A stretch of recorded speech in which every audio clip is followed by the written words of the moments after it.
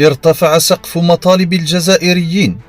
تزامنا والتوتر الذي يخيم على العلاقات الجزائرية الفرنسية، وازدادت خصوصا بعدما أكدته وكالة الأنباء الجزائرية بأن المناورات الفرنسية ضد الجزائر أصبحت واضحة ومعلنة أمام الملأ، وتوشك أن تبلغ إحداث القطيعة بين الجزائر وباريس، حيث طالب الجزائريون وزير الخارجية رمضان العمامرة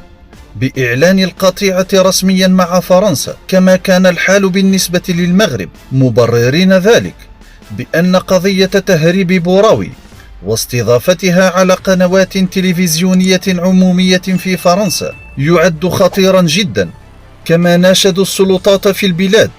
أن تتخذ قرارا تاريخيا يكتب للجزائر في سنة 2023، لأن مستعمر البارحة لا يمكنه بأي حال من الأحوال أن يكون صديق اليوم، فهو يحلم دوما بإعادة مجده، وألا تتريث في الضغط على فرنسا من أجل تسليم أمير بوراوي، والتي تحمل في جعبتها الكثير من أسرار ومخططات عملاء فرنسا داخل الجزائر.